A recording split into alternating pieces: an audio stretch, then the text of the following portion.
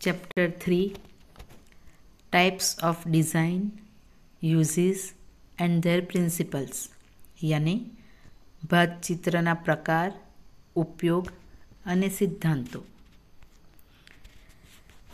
Design means stylish art यानी सुशोभन की कला. हमारे जीवन में सुशोभन के लिए यानी डेकोरेशन के लिए डिज़ाइन बहुत उपयोगी है. मानवी की लाइफ में बिना डिज़ाइन कुछ भी पॉसिबल नहीं है. हम सोच ही नहीं सकते कि बिना डिज़ाइन की लाइफ कैसी होगी. बर्तन हो, फर्नीचर हो, photo frame, table lamp, bedsheets, curtain, पर्दा, तोरण, लैंप, दिए, ये सारी चीज़ें, ड्रेस मटेरियल, ये सारी चीज़ें जिसमें हमें डेकोरेशन देखने को मिलता है. डेकोरेशन के लिए स्क्वायर, ट्रायंगल, सर्कल, फिर नेचुरल शेप्स जैसे flower, birds, tree, feathers, animal, butterfly, इसका भी हम यूज़ कर सकते हैं. Types of designs. 4 टाइप्स की डिज़ाइन है. फर्स्ट है भौमितिक आकार वाली भात यानी ज्योमेट्रिकल डिज़ाइन.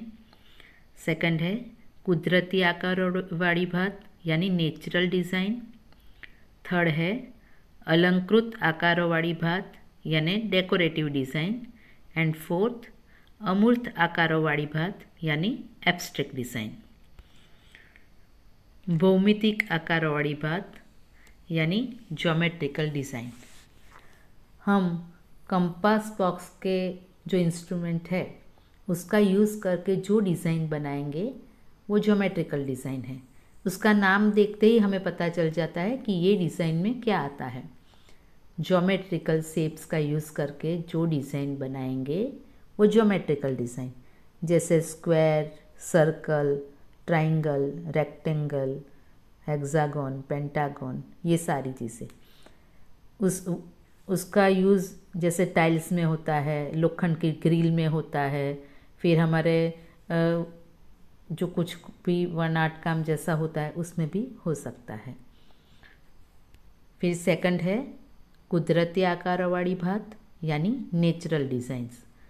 नेचुरल डिज़ाइन में इसमें भी देखो कुदरती आकारों वाली भात, नेचुरल डिज़ाइन मीन्स कुदरत के जो शेप्स है, नेचर के जो शेप्स है, जैसे फल, फूल, बर्ड्स, एनिमल, बटरफ्लाई, फिश, ये सारे, बहुत सारे, ये सारी चीज़ों का यूज़ करके हम जो डिज़ाइन बनाएंगे वो नेचुरल डिज़ाइन होंगे. इसका यूज़ एम्ब्रॉयडरी में भी हो सकता है. और अभी की ये मॉडर्न लाइफ में तो ये सारे डिज़ाइन का यूज़ हम कहीं पे भी कर सकते हैं. इसमें ये वाली डिज़ाइन में डार्क लाइट शेड का कोई बंधन जैसा होता नहीं है. फिक्स ऐसा होता नहीं कि यहाँ पे डार्क करना है, लाइट करना है, हम कुछ भी कर सकते हैं. अलंकृत आकारों वाली भात यानी डेकोरेटिव डिज़ाइन. नेचर में से जो शेप्स हमें मिलते हैं, एक बात वापस समझो, अलंकृत आकारों वाली भात, डेकोरेटिव डिज़ाइन यानी डेकोरेशन वाले इसमें शेप्स आएंगे. तो डेकोरेशन कौन से शेप्स को हमें करना है, जो नेचर में से शेप्स मिलते हैं वो ही शेप्स को हम थोड़ा और अच्छा बना के जो डिज़ाइन बनाएंगे वो डेकोरेटिव डिज़ाइन है.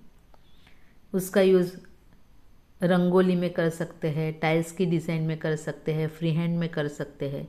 ऐसे बहुत सारी चीज़ों में हम ये डेकोरेटिव डिज़ाइन यानी अलंकृत आकारों वाली भात का यूज़ कर सकते हैं. फोर्थ है अमूर्त आकारों वाली भात यानी एब्स्ट्रैक्ट डिज़ाइन. एब्स्ट्रैक्ट डिज़ाइन में जिसमें भौमितिक, नेचुरल, डेकोरेटिव, ये 3 जो हम डिज़ाइन आगे सीखे उसमें से किसी का रिलेशन उसके साथ नहीं होता. मतलब ये 3 डिज़ाइन में से कोई डिज़ाइन का इसमें यूज़ नहीं आता, उसमें कोई चौकस शेप्स भी नहीं होता है, तो वो वाली डिज़ाइन एब्स्ट्रैक्ट डिज़ाइन होती है। साड़ी, ड्रेस मटेरियल, फिर कर्टन यानी पर्दा, चिनाई माटी के बर्तन, ये सारी चीज़ों में ये डिज़ाइन का यूज़ कर सकते हैं।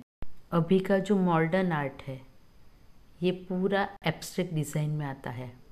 अगर कोई छोटे बच्चों को पेन और पेपर लेके बिठा दे और उसको बोले कोई भी डिज़ाइन बनाओ, और वो जो चितरडा भमरडा ऐसा करता है ना, तो वो प्योर एब्स्ट्रैक्ट डिज़ाइन बन जाती है।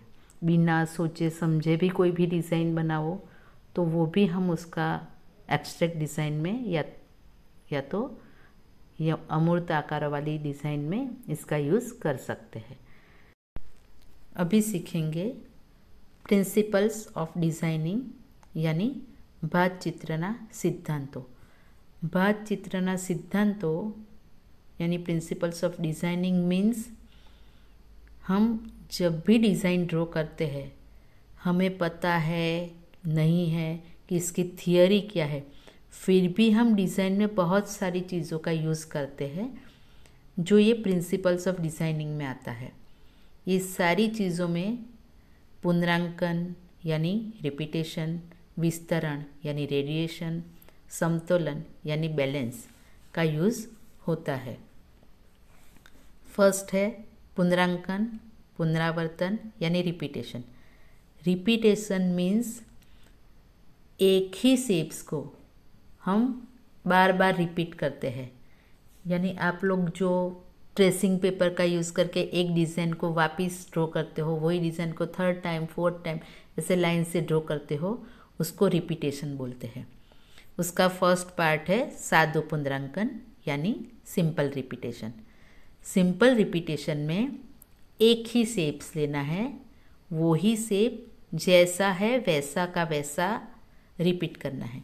ये वाली डिज़ाइन में देखो ये फिश वाला शेप है, एक ही शेप को 3 बार यहाँ पे रिपीट किया है, तो वो सिंपल रिपीटेशन। फिर सेकंड है उलट सुलट पुनरांकन यानी counter change repetition. Counter change repetition में क्या होता है, सोचो उलट सुलट यानी एक बार उल्टा एक बार सीधा, तो एक ही शेप लेना है, उसको एक बार ड्रॉ किया, उसकी अपोजिट साइड में दूसरी बार ड्रॉ करना है, वापिस ओरिजिनल साइड, फिर वापिस अपोजिट साइड। मतलब एक ही शेप्स को अलग अलग अलग करके जैसे ड्रॉ करते हैं सीधा उल्टा, तो वो काउंटर चेंज यानी उलट सुलट पुनरांकन, काउंटर चेंज रिपीटेशन होता है। फिर थर्ड है वैकल्पिक पुनरांकन यानी अल्टरनेटिंग रिपीटेशन। अल्टरनेटिंग रिपीटेशन में क्या होता है, 2 शेप्स होते हैं, पहले 2 में एक ही शेप हमने लिया था, ये अल्टरनेटिंग में 2 शेप्स होते हैं, पहले एक शेप फिर दूसरा शेप, वापिस एक शेप फिर दूसरा शेप। नीचे डिज़ाइन में आपके सामने ये स्लाइड पे देखो, पहले एक शेप दिया है फिर दूसरा है, वापिस एक है फिर दूसरा है, तो उसको वैकल्पिक पुनरांकन यानी अल्टरनेटिंग रिपीटेशन बोलते हैं। फिर सर्वव्यापी पुनरांकन यानी all over repetition. All over repetition में आप 1 2 3 4 कितनी भी डिज़ाइन का यूज़ कर सकते हो, लेकिन उसको पूरी डिज़ाइन में इक्वल डिस्टेंस रख के स्प्रेड करके हमें उसको ड्रॉ करना है। मतलब सबके बीच में इक्वल जगह छोड़नी है। इस सारी डिज़ाइन में हम ट्रेसिंग पेपर का यूज़ कर सकते हैं। ये चारों जो उसके पुनरांकन के जो शेप्स है वो सब में हम टाइप्स ऑफ पुनरांकन है, रिपीटेशन है, उसमें हम ट्रेसिंग पेपर का यूज़ कर सकते हैं। अभी सेकंड है विस्तरण यानी रेडिएशन। विस्तरण मीन्स क्या होता है, radiation means line, colour, shapes, वो सबको एक साइड, 2 साइड, 4 साइड पे हम जो स्प्रेड करके बनाते हैं, मतलब ड्रॉ करते हैं, तो उसको रेडिएशन बोलते हैं। जैसे सन के रेज है, सन बीच में सन का सर्कल है तो चारों साइड उसके रेज स्प्रेड होते हैं, तो वो भी रिपीटेशन में रेडिएशन में आता है। फिर सब सनफ्लावर है तो सनफ्लावर में भी बीच में सर्कल और सारी उसकी पत्तियाँ चारों साइड होती है, तो वो भी रेडिएशन में आता है। फिर फ्लावर्स है, सपोज़ वो डाली होती है या वेल होती है, ये सारी चीज़ें रेडिएशन में आती है। अभी फर्स्ट देखते हैं केंद्रमाथी विस्तरण यानी रेडिएशन फ्रॉम द सेंटर। इसका भी नाम ही बता देता है कि किस टाइप की ये स्प्रेड हमको डिज़ाइन करनी है। केंद्र मतलब सेंटर वाला पोर्शन हमारा ऐसे सर्कल जैसा जो भी शेप है वो होगा, उसको चारों साइड इक्वल, सभी साइड पे हमें डिज़ाइन जो स्प्रेड करनी है वो चारों साइड होनी चाहिए, जिसमें सन होता है, सनफ्लावर होता है, फिर ऐसे चक्र कोई होता है तो वो होता है। फिर उसके बाद आएगा बिंदु में से विस्तरण यानी रेडिएशन फ्रॉम पॉइंट। पॉइंट यानी एक ही पॉइंट से हम स्टार्ट करते हैं और एक दिशा पे या दो दिशा पे, चारों दिशा पे स्प्रेड करते जाते हैं, तो उसे रेडिएशन फ्रॉम पॉइंट बोलते हैं। जैसे घड़ियाल की स्प्रिंग होती है, फ्लावर्स वो पूरा गुलदस्ता होता है, फिर फुआरा होता है तो वो फाउंटेन जैसे होता है, तो वो सारी चीज़ पॉइंट में से रेडिएशन होता है। फिर उसके बाद आएगा पायामाथी विस्तरण यानी radiation from a base. Base मतलब एकदम नीचे वाला पोर्शन, उसके सिर्फ ऊपर ही डिज़ाइन स्प्रेड करनी है। सपोज टूथब्रश है तो टूथब्रश के ऊपर की साइड पे उसके वायर होते हैं। फिर ग्रास है तो ग्रास के ऊपर की साइड, नीचे ग्रास ज़मीन के ऊपर है तो ऊपर की साइड पे ही ग्रास होता है, ग्रास नीचे ज़मीन के अंदर नहीं जाता है। फिर सिंपल वाला कोम्ब है, कांस्को, सिंपल वाला जो कांस का होता है वो, तो उसमें भी नीचे बेस होता है, उसके ऊपर सिर्फ स्प्रेड होता है, तो उसको रेडिएशन फ्रॉम अ बेस पायामाथी विस्तरण बोलते हैं। फिर धरीमाथी विस्तरण यानी रेडिएशन फ्रॉम एन एक्सिस। उसमें मेन एक बीच में लाइन होती है, उसकी चारों साइड स्प्रेड होना चाहिए। हमें एक बीच की लाइन पकड़नी है, उसकी चारों साइड जो स्प्रेड होती है डिज़ाइन उसको पकड़ना है, धरी में, उसको धरी में से विस्तरण बोलते हैं।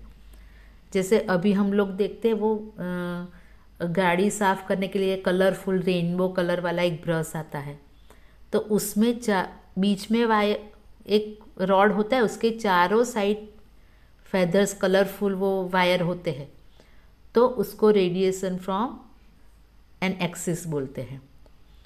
फिर हमारा फ़ैन होता है तो फ़ैन के बीच वाली जो लाइन होती है जहाँ पे, तो उसकी चारों साइड फ़ैन घूमता रहता है, तो उसको भी रेडिएशन फ्रॉम एन एक्सिस मतलब धरीमाथी विस्तरण बोलते हैं।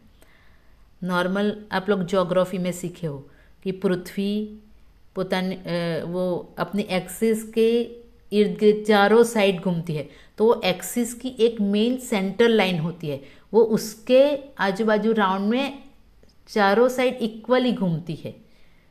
मतलब हमारी डिज़ाइन भी धरीमाथी विस्तरण यानी रेडिएशन फ्रॉम एन एक्सिस में एक बीच की लाइन की चारों साइड इक्वल स्प्रेड होनी चाहिए, इतना अच्छे से समझ लो। थर्ड, समतोलन यानी बैलेंस। ड्राइंग में भी बैलेंस का होना बहुत ज़रूरी है। पूरा ड्राइंग ड्रॉ करेंगे तो एक साइड पूरा खाली है, दूसरी साइड पूरा भरा हुआ है, ऐसा ड्राइंग सही नहीं होगा। तो उसके लिए ड्राइंग में बैलेंस ज़रूरी है। बैलेंस 2 टाइप के होते हैं, इक्वल बैलेंस, प्रत्यक्ष समतोलन यानी समतोलन, दूसरा है अनइक्वल बैलेंस यानी परोक्ष समतोलन। विषम समतोलन। फिर पहले देखते हैं प्रत्यक्ष समतोलन यानी इक्वल बैलेंस। यहाँ पे सामने डिज़ाइन में देखो, फर्स्ट फ्री हैंड है तो उसमें बीच में एक लाइन खींच के देखनी है। तो बीच की एक लाइन की दोनों तरफ एक साइड जैसा फ्री हैंड का शेप है, सेम टू सेम दूसरी साइड है। वैसे ही ये जो पीपल का लीफ है, बीच में लाइन है, उसकी दोनों साइड एक जैसी ही लाइन है। फिर उसके बाजू में ताजमहल का शेप है, तो उसमें ही ऐसा ही है कि बीच में लाइन खींचो तो एक साइड जैसे लाइन है वो सारी डिज़ाइन दूसरी साइड भी है। और सोल्जर, जो स्ट्रेट सोल्जर खड़ा है, उसमें भी, मतलब प्रत्यक्ष समतोलन इक्वल बैलेंस में क्या आएगा, एक साइड जैसे लाइन, कलर और शेप्स है, सेम दूसरी साइड होगा तो वो इक्वल बैलेंस। जैसे नॉर्मल मैं ऐसे ही समझाती हूँ कि तराजू होता है, तो तराजू में एक साइड 500 ग्राम का वजन है और दूसरी साइड भी 500 ग्राम का वजन ही है। जो राउंड वाला जो होता है ना, वो एक साइड 500 ग्राम वजन है, वही दूसरी साइड है, मतलब दोनों साइड जैसा एक साइड है वैसा ही दूसरी साइड है, तो वो इक्वल बैलेंस में आएगा। अभी दूसरा सीखते हैं परोक्ष समतोलन, अनइक्वल बैलेंस। एक यहाँ पे देखो फर्स्ट वाली ड्राइंग में डांसर डांस करती हुई है, तो उसकी दोनों, एक साइड हाथ सीधा है, एक साइड फोल्ड किया हुआ है, एक साइड पैर सीधा है, दूसरा फोल्ड किया हुआ है। मतलब एक साइड जैसे लाइन कलर शेप्स है, उस टाइप के ही लाइन कलर शेप्स है, लेकिन उसकी साइड चेंज हुई है, जगह चेंज हुई है। कैटल में भी देखो, दूसरे में कैटल है तो एक साइड उसका हैंडल है, तो दूसरी साइड वो लाइन वाला जिसमें से चाय निकलती है वैसा वाला शेप है। फिर पीकॉक में भी एक साइड फेस वाला पोर्शन है, तो दूसरी साइड फेदर्स वाला है। वैसे डांसर में भी है।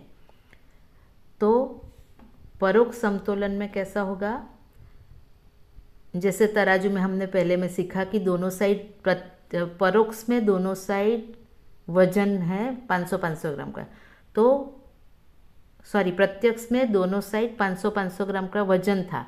तो अभी ये परोक्ष समतोलन में अनइक्वल बैलेंस में क्या होगा, एक साइड 500 ग्राम का वजन है, तो दूसरी साइड 500 ग्राम फ्रूट या वेजिटेबल्स है, तो वो बैलेंस तो है लेकिन अनइक्वल है। एक साइड वजन है और दूसरी साइड फ्रूट्स है। पहले वाले में, ये प्रत्यक्ष वाले में क्या था, दोनों साइड वजन था, मतलब दोनों side line, colour, shape same थे। और दूसरे में परोक्ष में क्या था, एक साइड वजन है और दूसरी साइड फ्रूट्स है, मतलब एक साइड जैसे रंग, कलर और लाइन है, उससे अलग वाला रंग, कलर, लाइन दूसरी साइड है, तो वो अनइक्वल बैलेंस हुआ।